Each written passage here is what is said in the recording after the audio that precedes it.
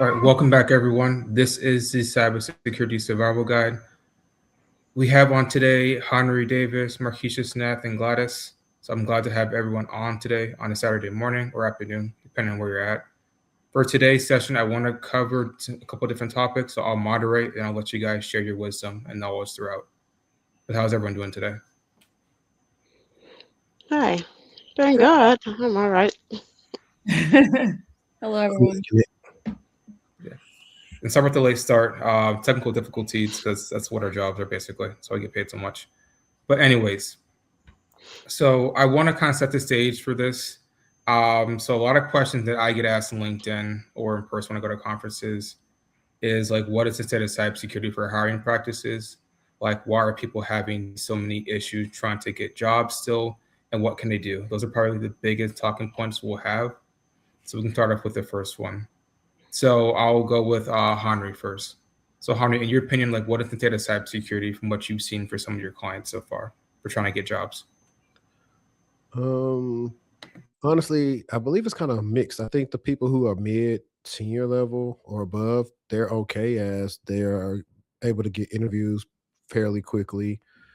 But I think the people with no skills at all and the people with no type of experience, whether it's IT or anything high level, they are the ones as well that are struggling. And I think that's the hard part for them because 5 years ago, you could just probably go get a couple of certs and take a quick program and you could probably get in. But now, as AIs came to help lean out some things, it's tougher on the entry level talent to kind of get their footing in the industry right now. Yeah, how is AI over the past, I want to say 2 to 3 years played a role in like the hiring security practices? I think now if you've seen like all these different tools where like a lot of the tedious entry level things, they are either agents are doing it or they're having these different platforms do it. So companies aren't one hiring as many people, and also we knew that a lot of companies were strapped to even train new people. So that's a whole reason why some people couldn't go into. You rarely see a role that said like 0 to 2 years of experience, and I think it's going to supercharge. A lot of companies were late on adopting AI into their org until they could probably get a little bit more security parameters on it. I'm speaking like from just personal experience. But I do think eventually everything will balance out as I've started seeing the cost of AI starting to skyrocket. Things that I was like personally just doing things for media that were cheaper are now have doubled in price. So I see there's going to be some type of balance in the future. And then I think they'll eventually start hiring some more entry level talent as they realize some of the stuff they didn't need. It was just I would ache in a lot of stuff with AI similar to what we saw with SOAR. Everyone was just so gung-ho about SOAR, and some people didn't really even need it in their companies. It was just a selling point to either get some contracts or whatever, but a lot of times nothing was really automated. Gotcha. That makes a lot of sense. Markeisha, what about you? What are your thoughts on that? Yeah, I mean, I think that AI plays a role on both sides of the hiring process. I mean, you're seeing now that employers are using AI to write their job descriptions, to identify potential clients, to be able to weed out those individuals that don't necessarily have the skills and the titles and the experience that are matching. They're also using it to be able to rank and I guess assign a percentage to how well that individual actually is relevant to that job description. And then on the other side, we're seeing that candidates are now, because of that, are using AI to write their resumes. They're using AI to tailor their applications, to prepare for interviews, to even apply for jobs, right? So I think that has also really increased the number of applications dramatically. But I think that it's also caused a credibility problem. And, when we're thinking about the job market as a whole, and as I always try to remind people that are on the job market, it's not about you. At the end of the day, it's never about you. It's about what the organization needs and wants. So as much as you're hearing employers and organizations talk about credibility being an issue, you also have to keep in mind that that is a big reason for why the market is shifting. So I think that when it comes to how individuals, how talent can really navigate the market is really going to be through optimizing. That means optimizing your resume to be able to communicate a relevance to that job posting. But it also means you probably need projects and work examples and strong stories and recommendations now. And your approach needs to be a lot different than just applying directly to the job post. So it's a few different things, right? AI has played a role in both the employer and both the candidate's side for hiring. But at the same time, you have to understand how to be strategic and leverage these things that I just mentioned to beat out your competition. Do you feel most people that you work with are utilizing AI in their job search, or are they utilizing it improperly, properly, in your opinion? Yeah, great question. I mean, great add-on to that. They are utilizing it in inappropriately, right? Or not appropriately. You know, I think that a lot of people still are trying to figure out how to use AI the right way. I always tell people AI is not your problem. It's your lack of skill in using that AI. So as I mentioned earlier, you know, showing your projects and your work examples and being able to have measurable outcomes. Every time I speak to a client and I talk about the metrics portion, right? The qualitative and the quantitative, they have zero clue as to what I'm speaking about. You know, when it comes to the work side of things and like the business side, you know, you have your KPIs. It is very important that you understand how important metrics are to an organization. If you can't show your value and you're only telling it by writing the qualitative information, it doesn't help you. So it's very important that you break down or that you explain your bullet points in a way that is showcasing how much progress you've made or how much money you've been able to make an organization, whether that's in dollar amounts and percentages, being able to talk about your team sizes and how many people you've been able to manage and how many individuals, you know, you taught a training to, or that you did security awareness for, or, you know, how much money you saved the company or how big your portfolio is, right? I think that's very important. But again, I think that people nowadays, they're just like, okay, if I have my resume, I can just go out there and just blindly apply. If the title says, and I'm just saying this, title says project management, my project management resume should be able to fit all of the project management roles that I'm applying for. And that's not necessarily. Yes, if you do have your project management resume written in a way, it should get you at least 70, 80% there. But I always tell clients, again, application tracking systems are being used now. AI is being used more frequently. So when you're applying for that job, just know that you're really, you know, just shooting for the stars and just hoping that you actually get a call back. If you tailor your resume to that job description, you have a significantly higher chance of doing so. How do you do that? Well, if you utilize whatever type of generative AI you want to utilize, whether it's ChatGPT, Perplexity, Claude, whatever, you know, take your resume, don't put the information at the top. Don't put your contact information there, but take the body of your resume, plug it into the AI, and then take the job description and plug it in as well and say, hey, this is my resume. This is the job description. I want to apply for this job. I want to be somebody who's actually considered and pulled by the application tracking systems. Please tailor my resume to suit this particular job description. And AI should be able to do that. Now, taking it a step further, because with AI, you have to feed it a bunch of resources. That's another issue that people have. They're not feeding it resources, right? They're just hoping that the AI can go out and do all this research, but it's not about prompting better. It's about providing the AI with the documentation, the links, the whatever else that it needs to be able to give you a better output.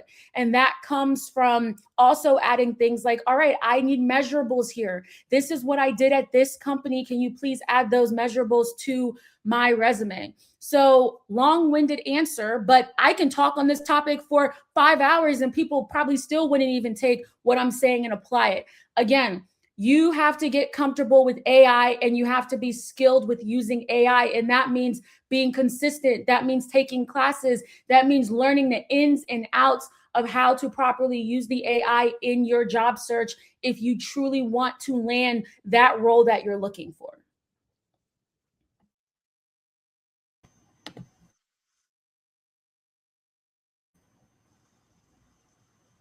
All really good points, Markeisha. My last question I would ask towards you before we head on to Gladys's answer would be, why do you feel people don't want to utilize that? I've always felt that people, I guess, are kind of afraid to really showcase their skill sets, I guess, because it's how they were raised, or they want to be humble, especially when it comes towards like job situation. Do you feel that's the case for a lot of your clients as well? I don't feel that people don't want to utilize AI. I think that there's the individuals who are, there's the individuals that feel like AI is a threat, right? Like it's threatening something that they value. It's threatening, like they have a fear that it's going to replace their jobs, right? Then you have the other people who worry that, all right, I don't know how to use AI, so I'm appearing incompetent here. I don't understand it, right? Some don't trust the accuracy. They feel like it's a bunch of bias. And sure, that could be the case, right? But again, as I go back, I think a lot of people too just don't know how to actually utilize the AI for what it should be utilized for. So I really think it's a few different things, right? And you have to figure out, you as the professional have to figure out what side you want to be on. Do you want to be on the side where there's innovation and you're continuing to level up in your jobs because you understand technology and you're using it the right way? Or do you want to be that person that's always going to be fearful? You hate technology. You feel like AI is the devil, yada, yada, yada. And you may just stay stagnant, and that's on you. But I think that people have to choose which side that they want to be on, and they can't straddle in the middle. In my opinion, you either are with AI or you are completely against AI. As I said before, I really urge everyone to learn to use AI because it's not going away. So if you're using AI in your companies, why are you not using AI in your personal life to get ahead?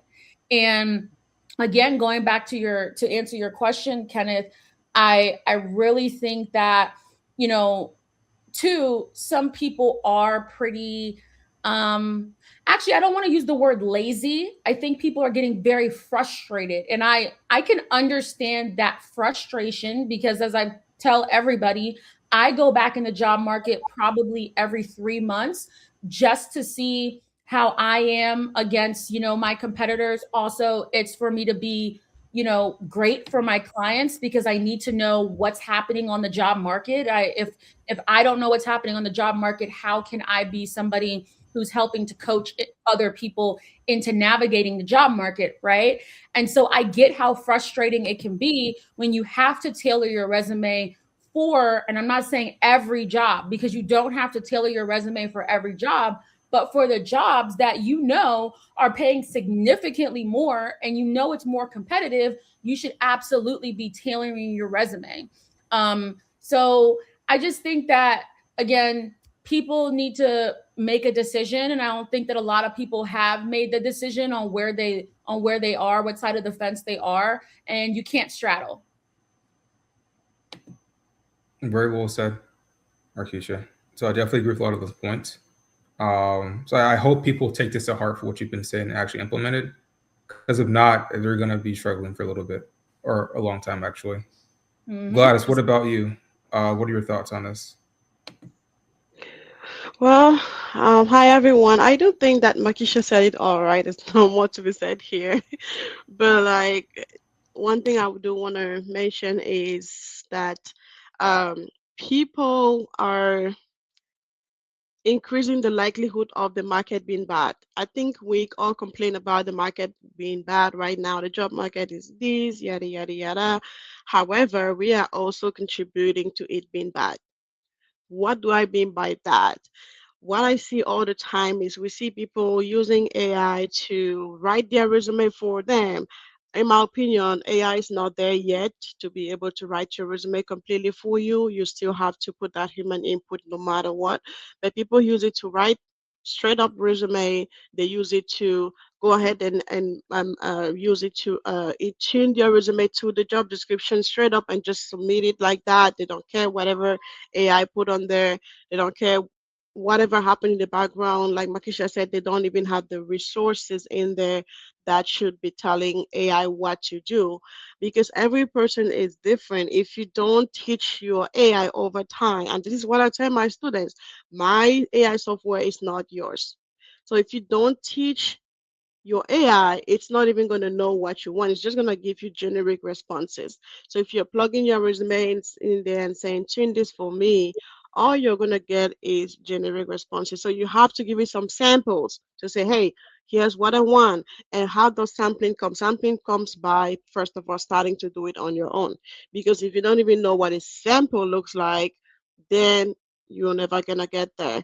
And that's why I really like this particular thing about Claude. I've been using Claude more recently. I mean, not to sell them, but I think that they're doing a great job with the skills where you can actually add skills into a specific um, chat box and it's just pulling out every single thing that you need specifically just because you told it, okay, every time I ask you something in this specific chat, give me this specific thing. Make sure you consider my metrics. Make sure you consider that I've done this and that in my past roles. Here's my current resume. So it knows everything about you pretty much, which is pretty hard to teach. So I think bringing in that skills aspect, which people are not using enough right now, unfortunately, but again, the whole point here is we are using AI the wrong way. We are amplifying the fact that the market is not looking good. Plus, this, when we finish tuning the resume, we see a lot of people using AI to apply for jobs. That is mind blowing. Like, I'm still yet to see someone who has had interviews because they applied using some AI software out there. Like, I don't know how. I've seen some people make videos out there on like how to apply using ChatGPT. ChatGPT will apply for 1,000 jobs for you. How is this the problem? It's a problem because you probably don't qualify for these 1,000 jobs that ChatGPT is going to attempt to apply. I don't even think it's working perfectly, first of all. But if it is, I don't think that it can apply for 1,000. And if it does apply for 1,000 jobs, I will be 100% that you don't even qualify for 50% of those jobs or even 30% because AI will not know specifically what you have to offer until you feed it again, again, and again. And it's going to go apply to a bunch of jobs out there which are not even worth it. And this is what causes the overhead on the hiring side as well. I used to complain about the job market when I was on the hired side, but now that I'm also hiring in my own company, I can see from the recruiter's perspective why they're feeling tired, exhausted. It is strenuous because imagine someone applying for jobs with this AI software for 1,000 jobs. Many people doing it, they don't even qualify. It's like recruiters have to take their time to go through all of these applications. Meanwhile, they don't even have the bare minimum requirement. So at this point, it's just like it's both sides, right? Hiring managers are using, recruiters are using it, the other side, job seekers are also using AI. So it's just a whole mess right now. And I do think that people should really stop and reconsider using AI, however, still using their personal skills to be able to customize things before putting out there.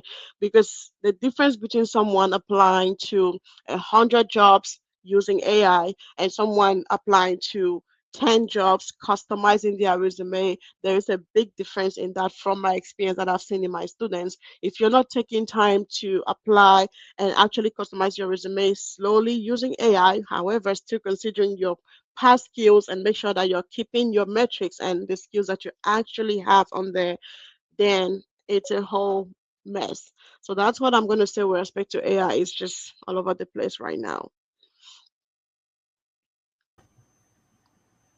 So wait, so you told me, Gladys, that you've seen people just use, I guess, AI like copy and paste to apply to jobs. Yes, they just like literally copy, paste, boom, gone. And I'm like, how do you expect to get an interview from this? You're not gonna get an interview, unfortunately, because here's the thing. When you tell the AI software, okay, take this job description and modify my resume to look like it. What's the problem? The problem in between these two things is AI is going to modify your resume to look like the job description.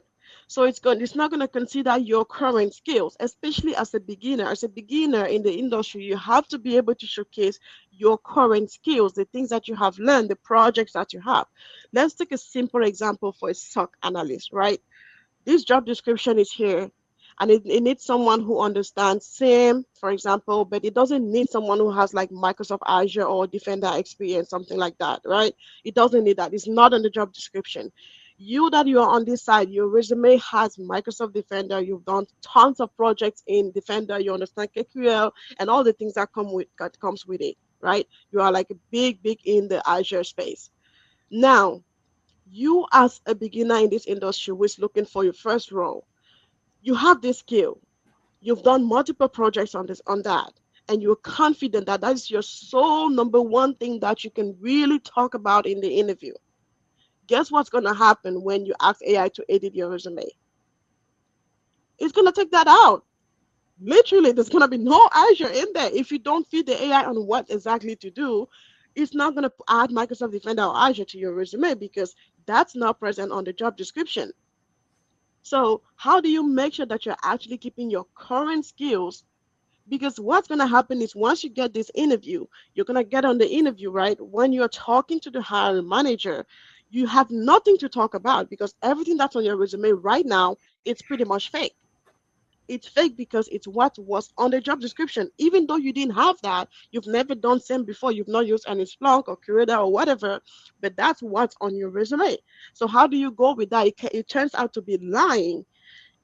Where, however, if you did have that same on your resume as part of the resume tuning, fine, because you want to apply for that role, but you also still had your Microsoft Azure experience that you really have, that gives you a big load of talking points in the interview. So you're not going to be lost. You still have things that you can talk about. Here are the projects that I've done under Azure, and here's what I can do for you, rather than having nothing and just getting based off of what's on the job description. So that's kind of the discrepancy that comes within using just AI to do something versus building your own skills in your AI software or knowing how to add your own human input into this. Yeah, thank you for that, Gladys. That clears up a lot of, I guess, confusion that people might have. So definitely, again, like AI is a tool, so use it as such, but it is not the toolbox. This is my analogy I like to use. So It's if you only use it, yeah, I'm gonna say it's only as good as the wielder.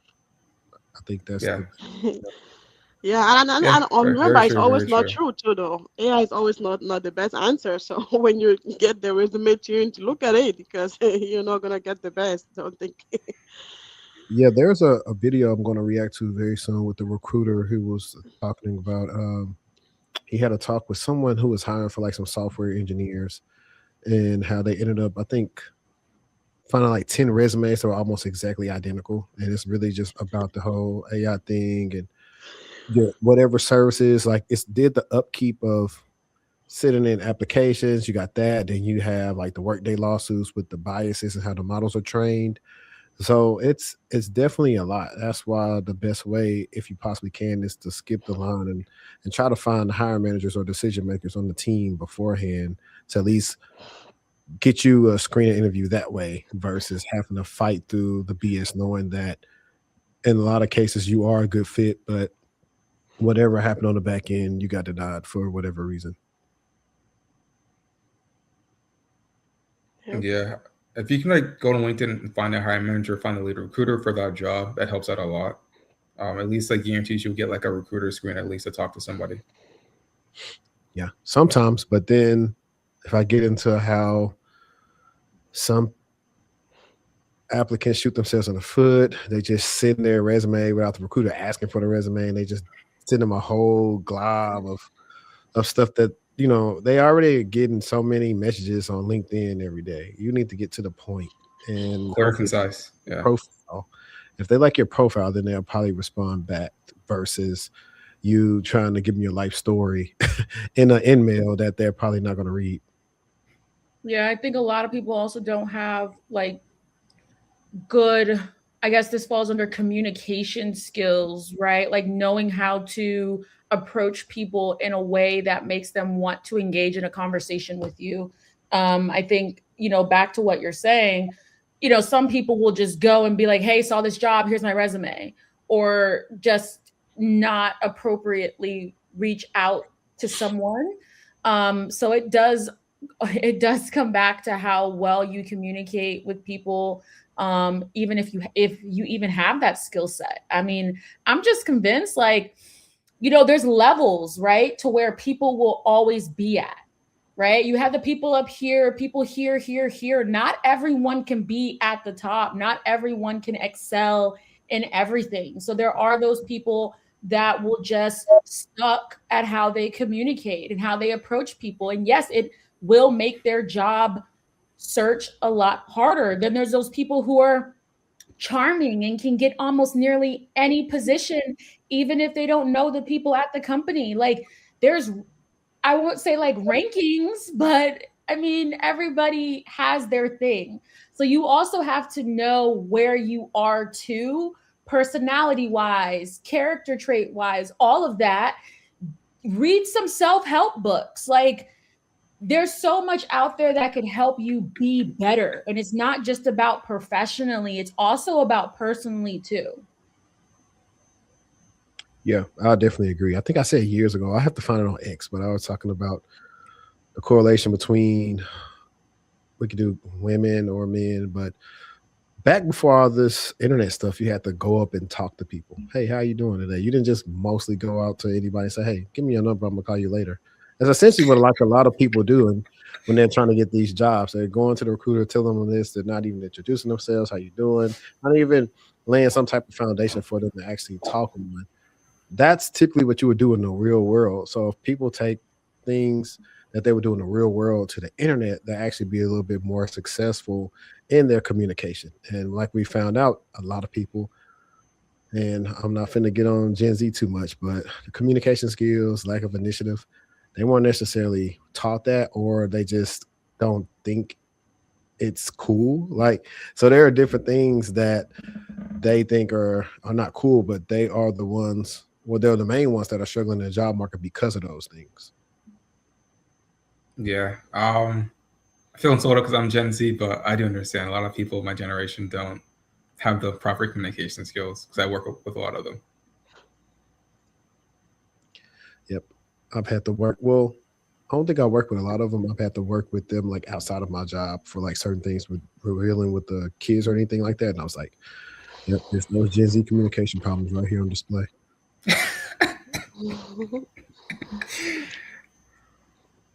Yeah, that's pretty accurate. So I'm hoping that the ones that do watch this, the recording, if they're not on the call directly, are able to take some of what we say and actually implement it. It's honestly not that complicated. It's just like it can be kind of awkward to do because we're human beings. We're kind of work creatures. So just like getting over that and just doing it and practicing it. The worst thing I tell people, the worst thing that will happen is you get told no, which means you're in the same spot you were like 5 seconds ago. So just keep practicing that skill, talking to people, reaching out to people, seeing how you're able to help them out, and just go from there. Mm-hmm. I think the other thing is people have heard me talk about this a lot on the show.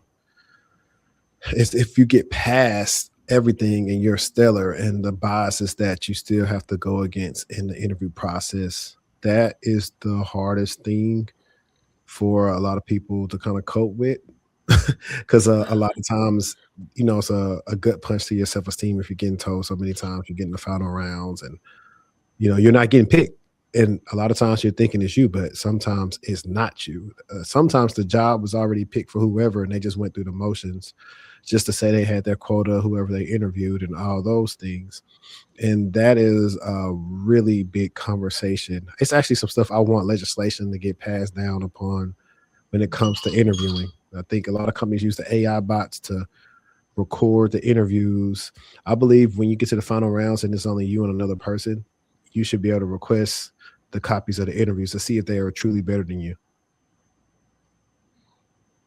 Yeah, I think I told all of you I did like 9 rounds of interviews last year for like one company. I think I'm in person for like half of them, and they started asking me the same questions in like all the interviews. I'm like, I've already answered this like 10 times, and then I didn't get picked. They said I had a terrible attitude and I wasn't technical enough. Yeah, I would have told after 4, I probably would have told them no. I'm not unless you start paying me, no. Right, 9 is a lot. I mean, that's pretty excessive. And then on top of that, like, I mean, I do interviews too, and like we're not coordinating, right? Like we're not coordinating with each other. Like, hey, what did you talk about in your interview? Like we're not doing that. So of course, there's probably some overlap there. Henri, you mentioned that have you actually asked for the recording? Because you mentioned something about that. Have you ever done that? If not, I don't think they would give it to me because I'm not a employer of them. But I'm saying that legislation is passed. Like I have there are some things that I've actually encountered specifically with me where I know I was kind of like railroaded, and I haven't just never spoken on them implicitly because of people that I know still work at certain companies, and I'm not trying to mess up things for them. But I've pretty much known that somebody mediocre has got hired over me, and I was the better fit. And the person told me that. Or I just really had a I don't think you saw on IG, but I shared with my close friends about a subscriber who knew I never said I was interviewing at this company, by the way. And he put the pieces together, like, hey, were you interviewing for a so and so role?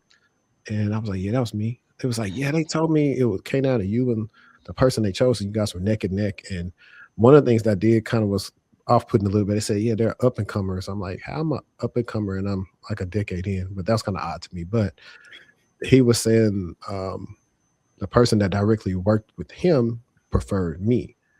And I told him, hey, whenever that person starts, just let me know because I want to see who was actually chosen. Because some things are ridiculous because you can know when you had a stellar interview. It's like if this thing in basketball called a triple double, where you have like 10 points, 10 assists, either 10 rebounds, 10 blocks, whatever you have. It's a triple double. A lot of them interviews, I was putting up triple doubles, but it wasn't translating over to the end. And I'm like, okay, what more? Like Tyree said, what more do you want from me? Sometimes you feel like that, and it's like, okay, it's really not on me. It's these companies being biased, and I think we've experienced more since leadership has changed. To be honest, it's definitely got a little rough when you're trying to go leadership route. I would actually say that as a black man, going a leadership route is definitely tougher than it was in previous years. Yeah. Yeah, there's been a couple of times like I'll be interviewing for a role, I won't get it, then I'll like follow the company page to see like who gets the job, and then I'm like, okay, I've talked to the person before. The person doesn't know what they're talking about at all. I don't know why they got hired.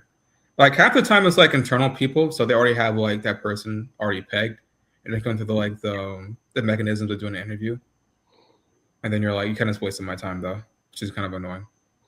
Yeah, I technically had an interview scheduled for this. What was it?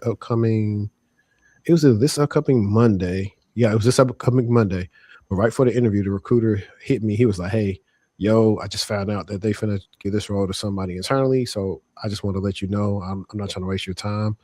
So I'll just keep your stuff on file. And if some changes, let me know. And I really appreciated that because sometimes they'll interview you knowing somebody was picked.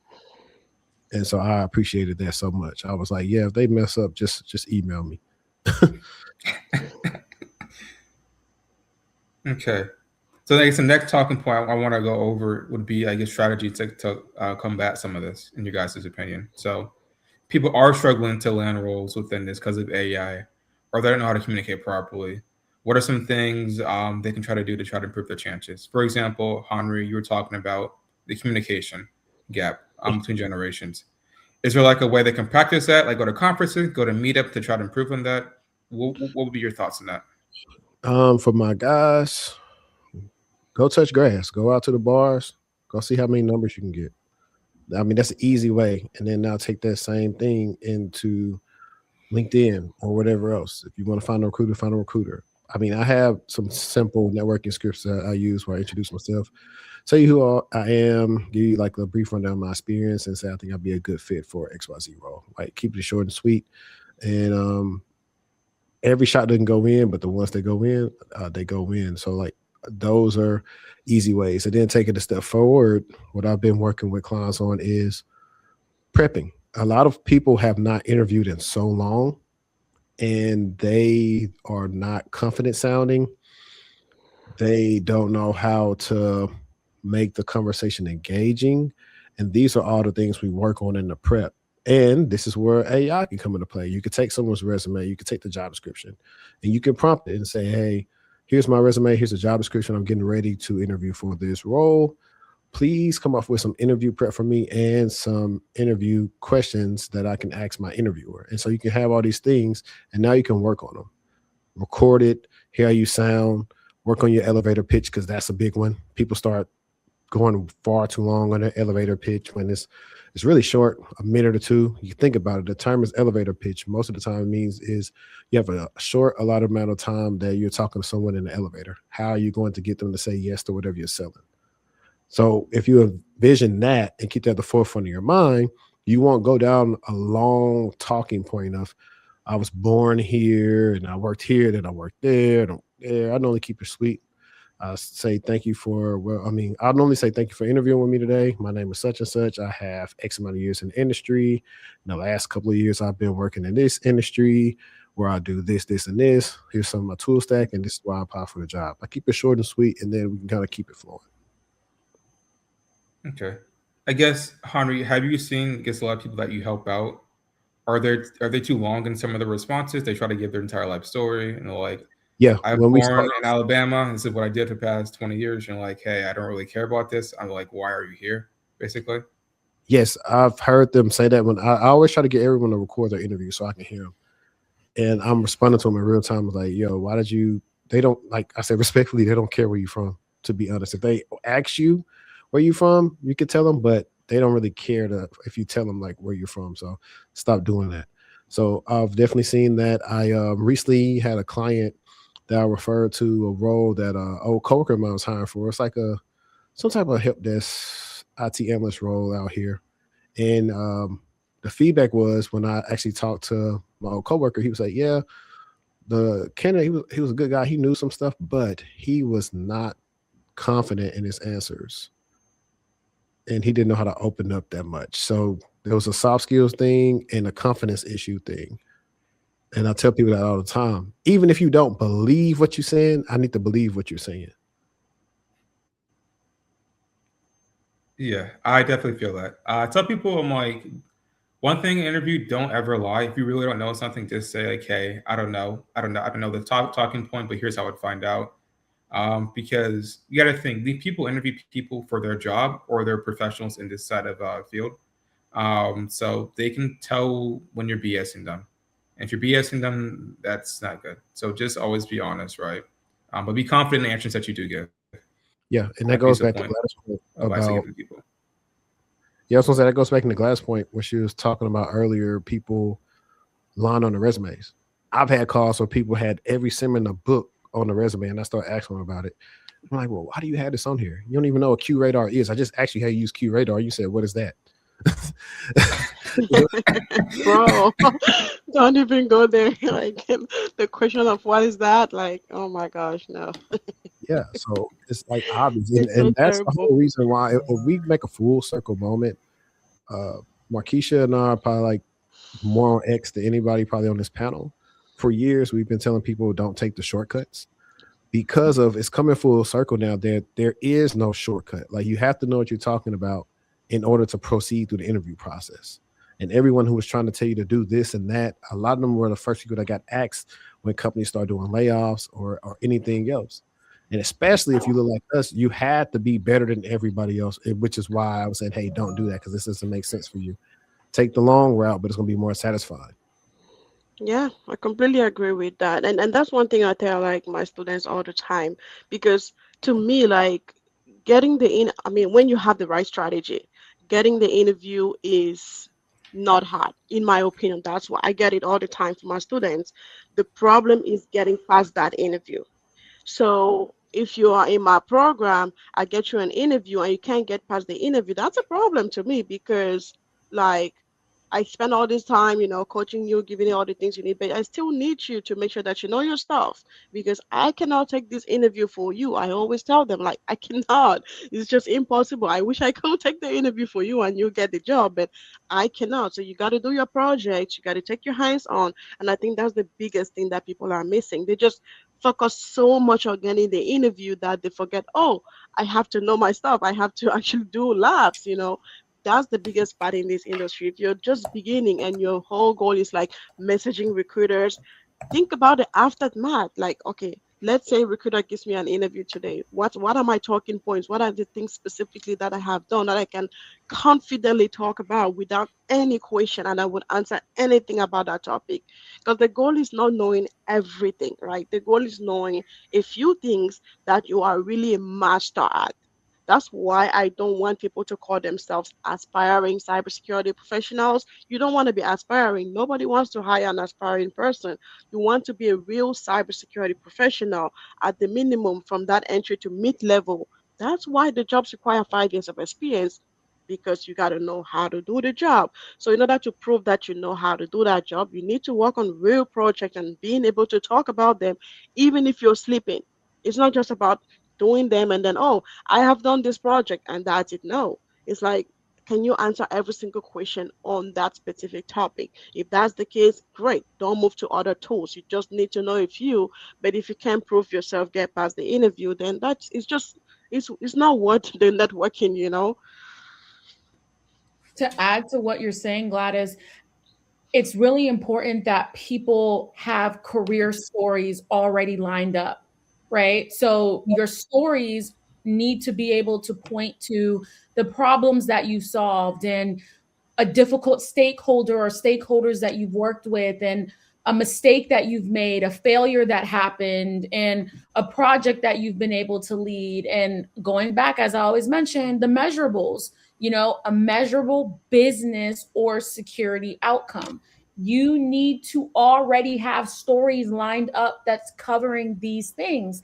And each of the stories should explain what was happening, what was your responsibility within that particular project, what did you personally contribute to, what changed because of your work, like what was the positive outcome. And even if there were something like a deadline that you didn't meet, talk about how you didn't meet that deadline, but then also end with how you ended up fixing that, right? What was the resolution there? I, again, speak to a lot of clients and they don't have stories to tell. And I'm saying this because I'm pretty sure somebody is saying, oh, well, I don't know how to talk about things that I've done. Well, now you have it. That is exactly what you should be using and communicating in these interviews. In addition to that, I think people too don't have clear identities. Goes back to not just being professional, but personal. You don't know what you want. And then what's even worse, you don't even know who you are as a person. What is your identity? What is your personal identity? What is your professional identity? If you can't speak to that, how do you think you're going to convince anybody to want to hire you? I hear people say, I do cybersecurity. I am cyber. The joke on Twitter X is I am cybersecurity. What does that mean? It needs to be I specialize in third-party risk management, where I help organizations determine whether vendors have the right controls in place to protect our sensitive information. That is a strong personal identity. But saying, going back to what Gladys said, I'm an aspiring cybersecurity professional. I do cybersecurity. I am cybersecurity. Like, why is somebody going to hire you when that is all? You only amount to just 3 words. Yeah, I love that part of building a story because I know a lot of people are not using that at all. It's the difference between someone who does well in the interview versus someone who's just like there, right? Because in the interview, I think there's this big thing where I often talked about it, but scenario-based questions, right? People get scenario-based questions and then maybe they get asked a question in the future and they keep answering it in the future. So these questions that say, you are a cybersecurity manager. One of your direct reports does this and that. How do you respond to that? And they answer this question in the future as well. They're like, well, if I am a cybersecurity manager, here's what I will do. I'm like, what are you doing? Like, this question is asking about your experience. It's not asking about your future. You need to be able to relate that to what you have done in the past in some way. I don't care what you're gonna do, but even if it's not in cybersecurity, I need you to step up your game and start talking about, well, this is actually I've done this so many times, so this is a great question. I'm happy that you asked about it. And then you start about talking about something that happened in the past to you. They're not asking about in the future. So if you talk about the future right away as an interviewer, I just know that you have never done this before. It's clear, right? We can all agree on that. For sure. I think, and the piggyback kind of off the future part, it reminds me of why some people who are like level 1 SOC analysts are trying to go like tier 2, tier 3, or going to IR, why they struggle is they can't see past their current role. And so I have a bunch of SOC analyst interview questions that are pinned to my LinkedIn profile, which, by the way, I'm going to change to make an interactive quiz in the near future. However, when we get to these questions and they don't know what to say, most of their answers is, I would escalate. I would escalate. I say, well, hey guys, in these instances, they're not looking for you to escalate. They're looking for you to actually do the containment option. So what would you do if you were the person that was being escalated to? And a lot of times they're like, I don't know. I was like, Yeah. this is going to be why you can't get to the next level, because you haven't studied enough to figure out what the person does that you send things to. Maybe you should go to work and go talk to them and see what they do. Because that's what they're looking you at in this interview. They're not looking at you as a level 1. They're interviewing you for a level 2 or level 3 role. And if you don't know what to do, they're going to write the X on it. They're going to say, yeah, this person was cool to talk to, but they have some growth they have to do. Yeah, I think I tell people is, I ask people, would you hire an aspiring chef to do your wedding? Would you hire an aspiring architect to build your $2 million dream home? Probably no, right? So don't put that on your job title. Yeah. Or LinkedIn. Matter of fact, you don't even see aspiring in any job description. Yeah, it's crazy. And they put it on their LinkedIn. I'm like, go remove that real quick, like right now. If I see anyone's profile, like you're out of my list, man. Like, well, yeah, you're either doing the work or you're not doing the work. That's how I look at it. So, and while we're here, we'll talk about why people in cyber really shouldn't get an A+, because it's not on any job descriptions. And people who have A+ or have programs geared towards getting people like the trifecta always try to fight me on this. And I'm like, I get it. But when it comes to going to get into cybersecurity, the A+ is not needed because it's not listed anywhere. Network Plus really isn't needed per se, but I'd rather you get Network Plus over A+, as in just having a basic foundation to understand the network. Networking is better than A+. I was like, you can go spend the same money that you would spend to take those 2 core A+ and get a help desk course or the Level Careers IT course and get a job faster than just getting an A+ that where you're not building anything. You are just memorizing and maybe have a couple of PBQs on a test. And they get mad at that all the time. I think too, I just tweeted about it because I have a tweet going about when you get to a certain level in corporate, you no longer need the certifications and the degrees. And somebody mentioned, at that point, you need to pay for the coaching. You need to be able to have a strategy. And I think I mean, I know people have this negative idea around paying for coaches and doing boot camps and whatever else people feel. But realistically, once you do narrow it down to some top coaches, I recommend people pay for the coaching, especially when you are at a certain point where you're just not able to break through, right? Like, think about your life. Like, I mean, and I can use this as an example. Whenever I get to a point, and I mean, this is what happened in the past, but when I got to a point where I felt, all right, I'm not able to get past this brick wall, to me, that meant my relationship wasn't good with God. So I knew that I needed to go open up the Bible and get a better relationship with God.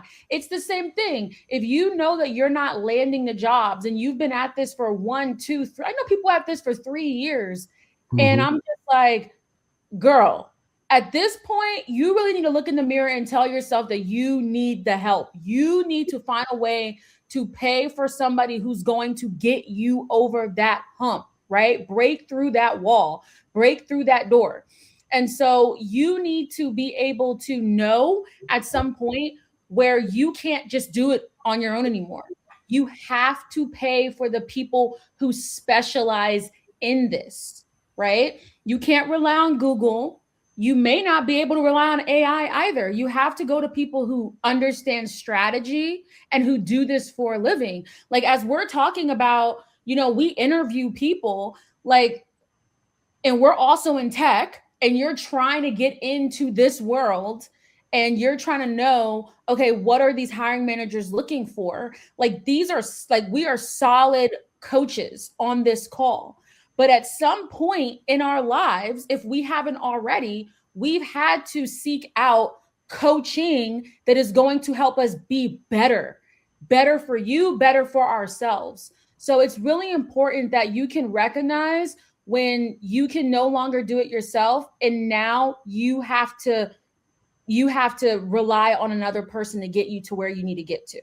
And again, I say, please do your due diligence, because I don't want anybody to take what I'm saying and they go out there and they go pay some rinky dinky coach, and then they get upset that they're not getting the results. Do your research. And I've known these people on this call for a long time. So you don't have to come to me. You can go to you can go to any of these people and you are solid.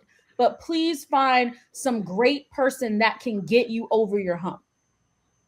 Oh, I love that, Markeisha. I Sweet. love that because Sweet. I'm like, it's actually saddening, honestly. It's saddening. It's sad to see people who are out there needing help. You clearly see that they need help, but they refuse to take the help. And I'm like, oh Lord, and they can't afford it.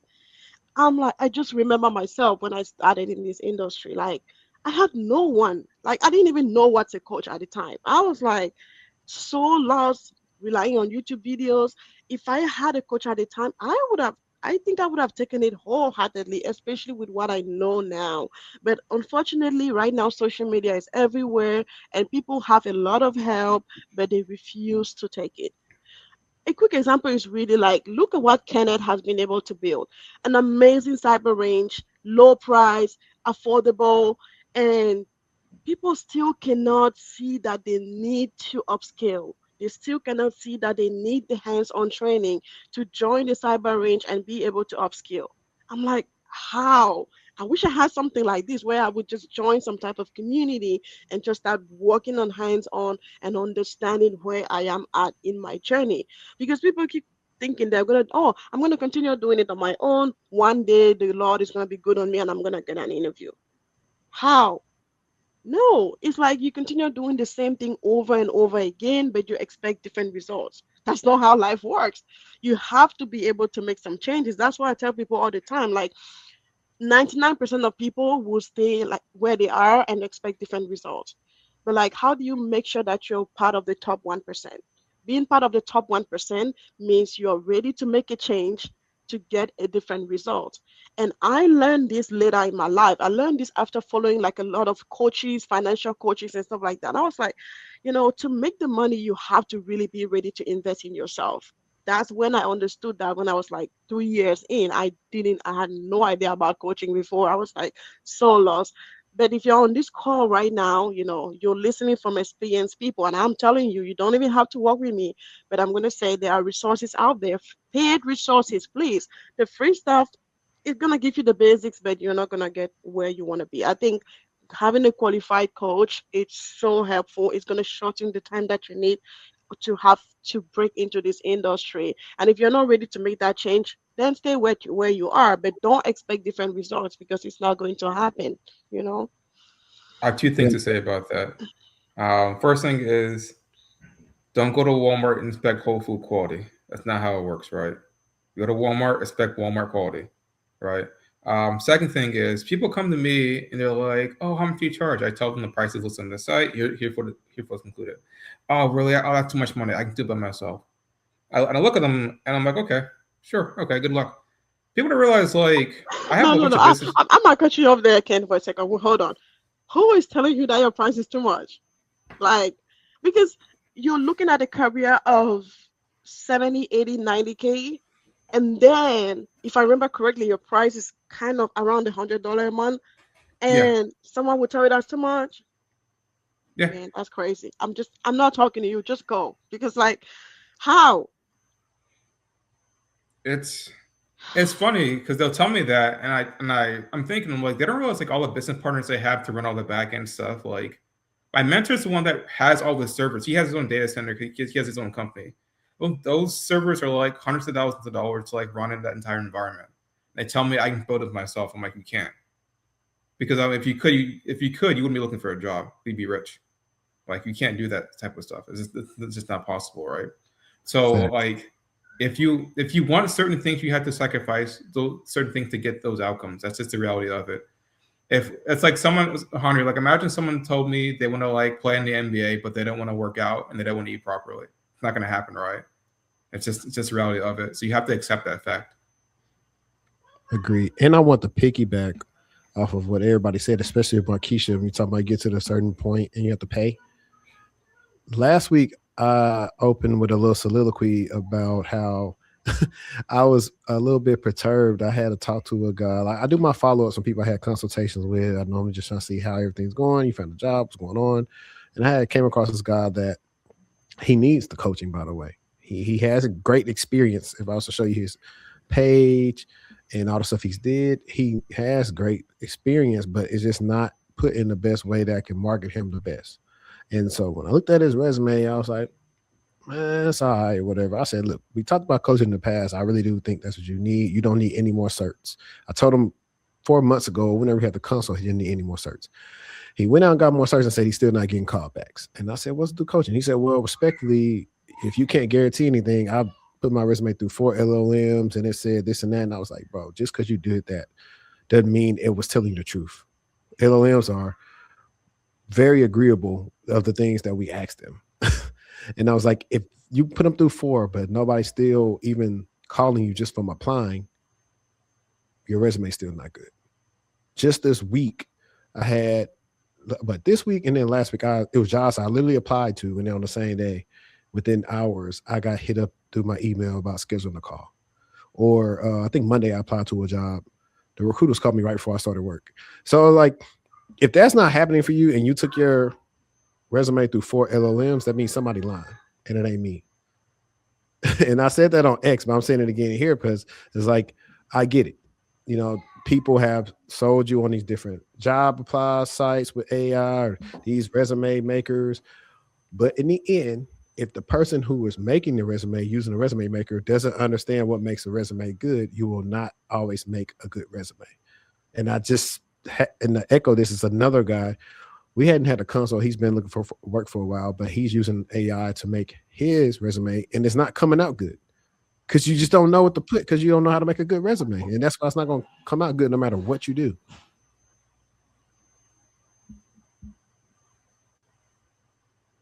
Again, don't go to Walmart, expect Whole Food quality. Please. Don't It's not how it go to works. Publix to expect HEB. That's funny. I actually took my mom there because she came here last week. She loved it. HEB? Yeah, I was just crazy crowded because the new one in Irving just opened up, so it's like a line out the door to get inside. Yeah, HEB is Yeah. it's like a party. Like everybody loves HEB. Yeah, I don't get why though. Just like, I mean, They treat their employees well, and they have a lot of good stuff in the store. That's probably why I say similar to why people like Costco. oh, Like okay. Costco, whether you work for Costco in the store or corporate, you get 20. All you gotta pay is $20 bi-weekly for medical insurance. Oh, Yeah. nice. Very cheap. Yeah. Their corporate people get paid a lot, especially for IT. Yeah, they do. They get paid a I lot. was in talks for like a IR role. I don't know what happened with it, but it was paying pretty good money to be considered to be in this area because they try to shortchange you when you're in Dallas. Yeah, Mhm. definitely the case. Yeah. But before we close out, are there any closing thoughts anyone has about the talking points we've talked about?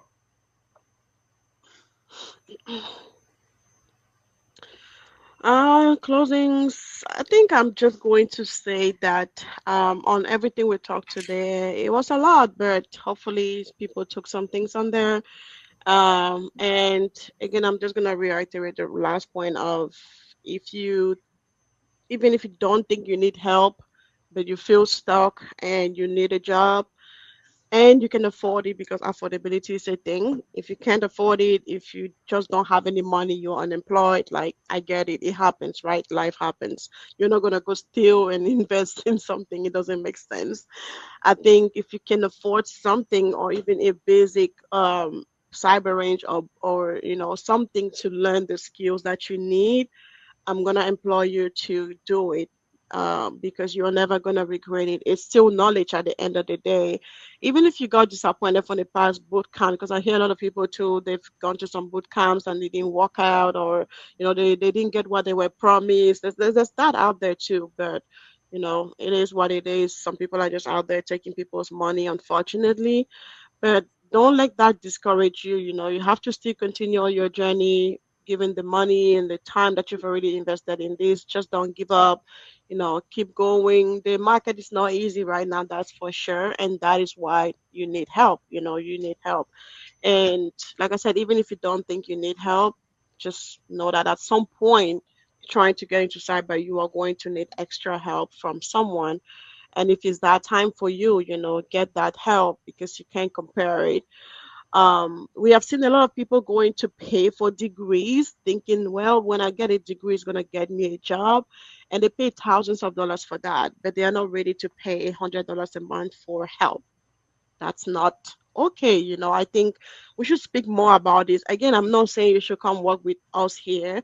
I'm just saying that I'm educating the public. If you need help, get it, because a degree will not get you the job in this industry. That's not how it works over here. Just the other day, I had one guy was telling me that he's considering going to WGU because it's not going well, and I hope that I change his mind by saving him dollars, because WGU is not going to give you the job. If you're going to WGU because you need the knowledge, okay, I get it, go. But if you're going because you're not able to get a job and you need a job, sorry, that's not going to get you the job. So that's just where I will end today. Thank you. Yeah, instead of WGU, you should go to SNHU, and you should use my link to go. Um, their curriculum is much better than WGU. Matter of fact, I did a call with a client, and I think, switched from WGU to SNHU, and he's loving it with the curriculum and the stuff he's actually doing, because they're actually doing some stuff where you got to build stuff, and it's not all paperwork. So that's what I've Oh, seen. nice. That's the really crux of why I don't like WGU. Outside of making people get all these certs, they're not building anything, and they don't really have anything to use or leverage when it comes to try to get interviews. So when I got a Oh, client, man. and like, hey, did you have a capstone? Yeah, this was a capstone. I say, but did y'all build anything out of it? No, I was just more research based. So I was like, that might not cut Yeah. a lot of companies. The search part really suck, honestly. Like I have a student right now who is she's feeling really bad because she didn't know me before going to WGU. So that like there's no going back, right? So she gotta finish everything. She's just like, I wish I knew before, because it's a lot. It's a lot of studying, a lot of time put into these certifications. If you don't pass it, you have to retake it. It's over and over again, and it can be emotionally draining to got like 7 or 9 certs at the end. Like, what It's a lot for entry level, someone who doesn't even know what they're doing in this industry. So I get it. But that other university today, are they also fully online? The one you What mentioned, as in, is it online based? Yeah, it's online. Oh, okay, nice. Yeah, I think that, let me see if this is the link. Let me type it in while you guys talk. anything from you, Markeisha? Yeah, the only thing I want to end on is people need to, I'm going back to communication skills. People need to learn how to speak. Again, from somebody who does interviews, um, the issue that I find is people are unable to actually speak in a way and explain their thinking through or explain their experience through their speaking. So they're struggling, right? Because once you get that resume in front of somebody and they call you in for that interview, and if you generally are missing opportunities to move forward to additional rounds or to land that job opportunity over and over and over and over again, it may come down to how well you're communicating the experience that you have. So strong resumes don't create strong interviewers. So please practice. You can use AI to practice and you can record as well. Sitting down, just like how we are, and just record yourself answering a question and walking through scenario based questions. But I promise you, you work on your communication skills, you will see a lot more doors open. And that's coming from somebody who has excellent communication skills. And I can say that because I've been told that so many times in my life. Lots of opportunities have come my way just because I speak the way I do. So I want the same for everyone, but you have to be willing to put in the work. And I mentioned Toastmasters in a last webinar that I have done. Please look up Toastmasters if you are looking to connect with a group of people who are also working on their public speaking skills and how they present and can go through a deck and be able to speak executive language. Definitely look into Toastmasters if you're unaware of it. It's in a lot of people's cities. Yeah, I would definitely say Markeisha is one of the most articulate people that I've ever met before. Um, I am not myself. It's something I will try to work on, but Markeisha definitely is at that level. Thank Take you. what she says at heart. I appreciate that. Yeah, this was great. Just happy to be part of educating people, providing what I didn't have when I started. Hopefully it was knowledgeable and hopefully people go implement, because listening is one thing, doing is another thing, right? After this, F it, we're going out there, we're having drinks, whatever, and then we come home, we sleep. That's it. It's another day. Tomorrow it's another day, right? I don't know people do that. I'm like, it's true. They're not going to do shit. Like, if you're not going to do anything, okay, good for you. But if you're going to implement what we talked about today, that is very excellent for you. I'm just excited for everyone out there. Yeah, I agree. Please implement at least one thing that we've touched on. We've touched on a lot of great topics here, and we've given you the strategy for free, right? So it's up to you to determine if you actually want to go out and apply the things that we've said and execute on it. Yep. Oh, can I say one last thing real quick? Because I just Please. thought of something. All these people that are beginners in cybersecurity, but they say, I'm looking for a cloud engineer role. I'm looking for an AI security role. Please stop, because it's not looking good right now. So I just want to say, if you're beginning, start at the bottom. It's the easiest way to start. Don't think there's a lot of people out there on the internet telling you you're going to get a cloud engineer role or something like that, but it's good. That takes a lot more effort than you think. So I think beginning, just start at the bottom. If it suck, it is suck, and then after that you can work your way up. Because AI now is like, I want to become an AI security engineer. I say, okay, good for you. Well, I asked him like, what do you mean by becoming an AI security engineer? I'm like, what does that mean towards you? And they can't answer that question to me. They can, because even those who are in the industry like us right now, those who have even 10 years of experience, they're still figuring it out. They're still trying to see what that even looks like. Even inside of our teams, like we're still struggling. So you that you're just starting and you're telling me you want to be an AI security engineer, I'm like, really? Okay. Video is sponsored by Aura. Aura monitors your personal data, including your social security number, data points like the dark web. But are there no other last minute statements other than that? Then I will, once this gets recorded, oh, it's recording now. Once it gets recorded for everyone that's on the call right now, it'll be shared out. And then we'll post it on our channel so everyone that wasn't able to make it, because technically it's my fault. You guys will be able to see it. And it's a really important time to be talking about. Well, thank you so much, Kenneth. Really appreciate you putting this together. And yes, apologies for the technical difficulties, you all, but we will be posting the recording as Kenneth said. So that's a plus.